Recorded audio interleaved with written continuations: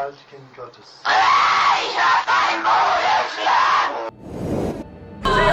This exorcism was not only ordained but was ordered by a diocese. तो आज की इस वीडियो की सच्ची घटना को सुनने के बाद असली डर क्या होता है इसका अंदाज़ा आप सबको आज हो जाएगा। आप लोगों ने डेमोनिक पोजेशन की कई कहानियां सुन रखी होंगी जिसमें किसी व्यक्ति के शरीर के अंदर कोई बुरी आत्मा का वास हो जाता है और उस बुरी आत्मा से मुक्ति पाने के लिए एग्जॉर्सिज्म करना पड़ता है। लेकिन आज की ये जो कहानी है ये किसी मामूली डेमोनिक पोजेशन पे नहीं है। इस सच्ची कहानी के अंदर जो लड़की है उसके अंदर एक नहीं, दो नहीं, तीन नहीं, पूरे के पूरे 6 बुरी आत्मा का वास था। तो चलिए दोस्तों शुरू करते हैं आज की इस सच्ची घटना की कहानी को। ये कहानी है एनालिस मिशेल नाम की एक लड़की की जिसका जन्म 21 सितंबर 1952 एक कैथोलिक परिवार में हुआ था। और एनालिस के माता पिता बहुत ही ज़्यादा धार्मिक थे और एनालिस खुद बड़े होकर एक कैथोलिक धर्म को लेना चाहती थी, लेकिन लगता है उसकी किस्मत में कुछ और ही लिखा था। एनालिस जब मात्र 23 साल की थी तब उसको एक टेम्परल लॉब एपिलेप्सी की बीमारी लगी थी जिसके चलते हुए बहुत ही अजीब हरकतें करने लग गई थी। वो कुछ भी अपने आप से बड़बड़ाती रहती थी। उसकी ऐसी हरकतों को करता देख उसके माता पिता ने उसको एक साइकेट्रिस्ट को भी दिखाया था और तकरीबन 8 साल तक डॉक्टर की दी हुई मेडिसिन और इलाज के बाद भी एनालिस की हालत में कोई सुधार नहीं आया। की हालत बद से बदतर होती जा रही थी और एनालिस के ऐसे व्यवहार को देख के उसके माता पिता को लगा कि उनकी बेटी किसी मेंटल कंडीशन से नहीं बल्कि किसी पैरानॉर्मल एक्टिविटी का शिकार हो चुकी है। और एनालिस की ऐसे दिन बर दिन बिगड़ती हालत को देखकर उसके माता पिता ने चर्च की सहायता लेने का भी निर्णय लिया था।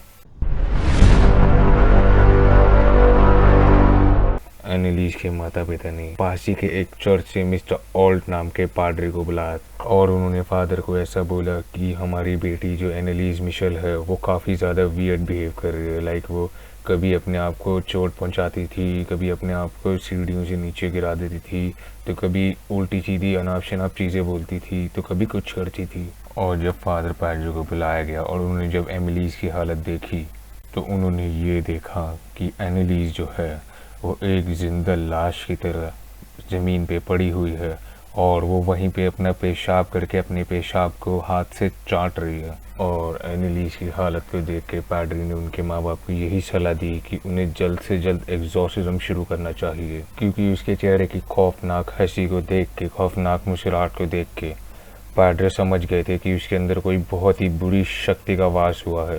फादर ऑल्ट ने बिना कोई देरी करते हुए उन्होंने एक और पादरी को अपने साथ बुलाया जिनका नाम आर्नोल्ड रेंज था।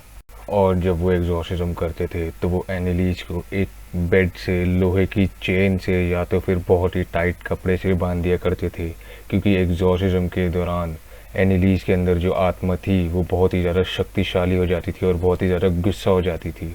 कई बार उसने तो जानलेवा हमले भी किए थे, काफ़ी प्रीस्ट लोगों के मुंह पे भी नोच दिया करती थी वो। एग्जॉर्सिज्म की प्रक्रिया के दौरान फादर ऑल्ट को पता लगा कि एनालिस के अंदर सिर्फ एक ही नहीं बल्कि 6 बुरी आत्मा का वास था। और आप जब इन 6 बुरी आत्मा के नाम सुनेंगे तो आप लोग मेरी तरह ही बहुत ज़्यादा हैरान हो जाएंगे। और इन आत्मा के नाम कुछ ऐसे थे।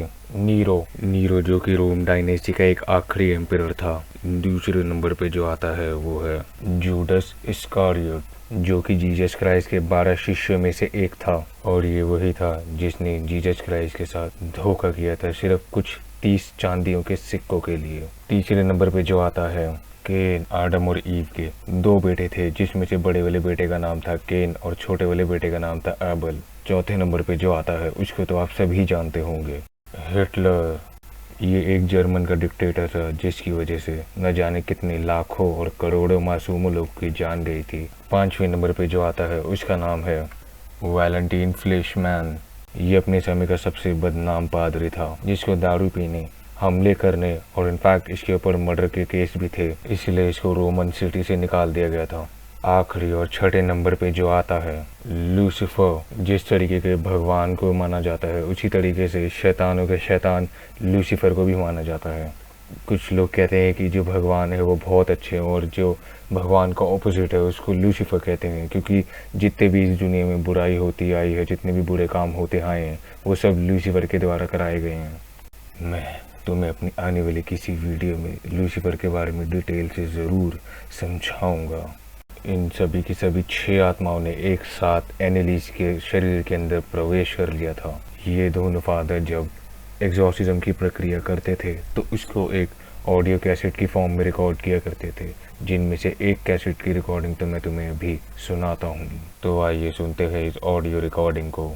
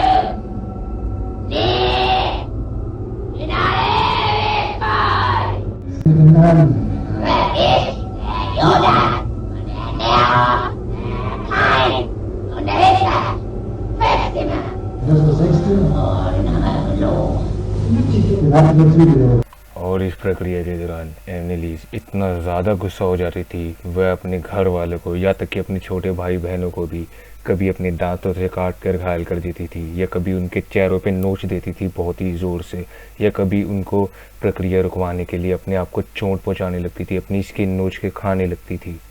आप लोग एक बार इस क्लिप पे ज़रूर नज़र डालो। इसमें क्या होता है कि फादर जो हैं वो एग्जॉर्सिज्म करके भोली भाली एनालिस को सुला के चले जाते हैं, और थोड़ी देर बाद जिस तरीके से उसके अंदर की बुरी आत्मा उसको उठाती है ना, वो कैमरे में रिकॉर्ड किया जाता है। आप लोग ये क्लिप ज़रूर देखना।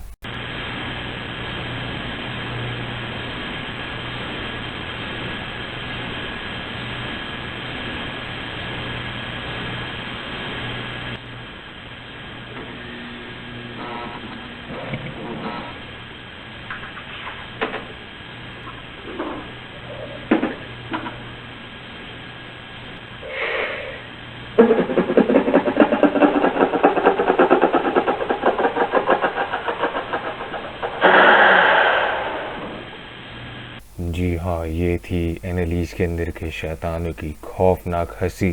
हालांकि कुछ दिनों के लिए एनालिस की हालत में थोड़ा सुधार आया, लेकिन फिर वो एकदम से बीमार हो गई थी, एकदम से उसकी पहले से भी बदतर हालत हो गई थी। उसने खाना पीना खाना छोड़ दिया था, जिसकी वजह से उसको माल न्यूट्रिशन हो गया था। एनालिस का कहना था कि उसके अंदर जितने भी शैतान थे वो उसको कभी कुछ खाने पीने नहीं दिया करते थे, और कुछ खाना पीने ना खा पाने की वजह से उसके शरीर की क्या हालत हो गई थी, आप ये इस तस्वीर से ही अंदाज़ा लगा सकते होगे। जब उसके ऊपर आखिरी 67 एग्जॉर्सिज्म किया गया, तब एनालिस ने अपनी माता पिता से बोला कि वो अब बहुत ज़्यादा थक चुकी है और उसको कैसे भी करके ये शरीर अपना छोड़ना है अब। तो इसकी सीधे 1 साल बाद 1 जुलाई 1976 को एनालिस ने अपनी आखिरी सांसें ली और हमेशा के लिए इस दुनिया को छोड़ के चली गई। लेकिन एनालिस की मौत के बाद एक पेचीदा मोड़ हमारे सामने आया है, जब ऑटोप्सी रिपोर्ट में पता लगा कि एनालिस की जो मौत है वो हुई है माल न्यूट्रिशन के कारण। साथ ही साथ डॉक्टर्स ने वो दोनों पादरियों के ऊपर एनालिस के माँ बाप को गुमराह करने के आरोप भी लगाए, और उन लोगों ने ये भी बोला कि अगर सही टाइम पे एनालिस को मेडिकल हेल्प दी जाती तो वो शायद ठीक हो सकती थी। आप लोगों को क्या लगता है कि सही में एनालिस एक मेंटल कंडीशन से बीमार थी, या फिर उसके अंदर 6 आत्मा का प्रवास था? ये एक ऐसा सवाल है जो अभी तक एक रहस्यमय बन के घूम रहा है सबके दिमाग में, और इसका जवाब अभी तक कोई भी नहीं दे सका है। तो दोस्तों, अगर आपको आज की ये कहानी द एग्जॉर्सिज्म ऑफ मिशेल की पसंद आई हो तो इस वीडियो को ज़रूर लाइक करना। और अगर इस वीडियो को देख के आप मेरे चैनल पे आए हो तो सब्सक्राइब भी ज़रूर करना। मैं आगे आने वाले टाइम में ऐसी ही रहस्यमय और आपके लिए मनोरंजन कहानियाँ लाता रहूँगा। तो keep supporting and keep loving, take care and good bye.